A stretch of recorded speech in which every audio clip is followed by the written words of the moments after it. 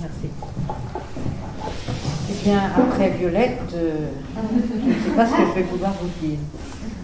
Mais moi, je vais réfléchir après savoir, en sachant que cette journée, cette soirée existait, à ce que m'a apporté la FFF. Et une des premières choses qui m'est venue, c'est la tolérance. Par son essence même, la FFF est une fédération de 3 obédiences unionistes, israélites et neutres. 3 groupes fédérés, je ne sais pas si tu serais d'accord pour ce terme, qui se découvraient par le fait même qu'ils partageaient les mêmes expériences dans des camps, tout en faisant vivre leurs particularités religieuses ou neutres. Et quand je pense à cela, je repense souvent à un incident que je vais vous raconter. Nous partions depuis Paris pour un camp de neige au Pré, à Val-Louise, que certaines connaissent peut-être. Voilà. Je crois que le chalet était relativement nouveau.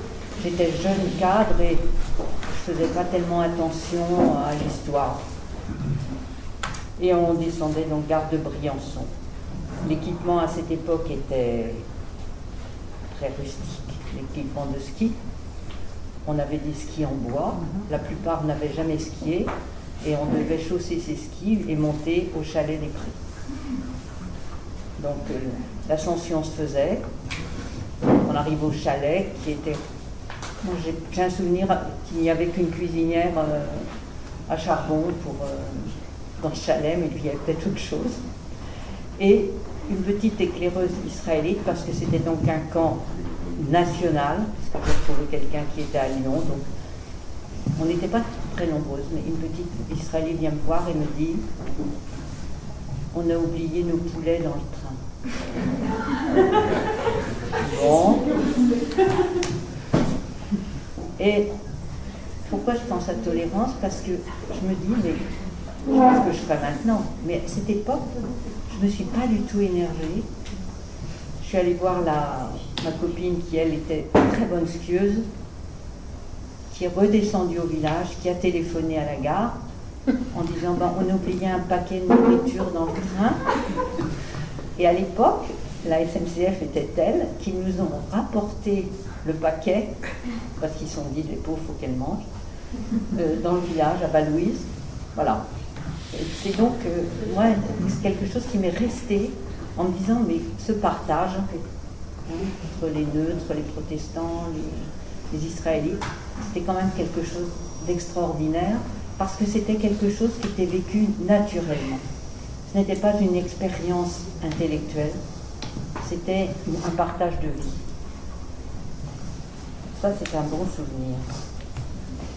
Et ensuite, j'ai pensé vous raconter. Donc, pour moi, la FFE, c'est un enrichissement personnel. Par cette confrontation précoce à la différence religieuse ou religieuse, par la lecture de ce journal, Le Trèfle, donc, que tu as évoqué, qui s'adressait aux responsables et aux aînés, et qui était un journal tel qu'il m'a beaucoup aidé quand je faisais mes devoirs de philo. Et la FFE, c'est aussi pour moi l'éveil à la féminité. J'ai fait, mais ça je ne saurais plus bien à quelle époque, mais j'étais jeune cadre, un camp qui devait être animé par Denis Jousseau, dont vous avez entendu parler certainement. Oui, bien sûr. Et donc, ce camp avait pour sujet la féminité.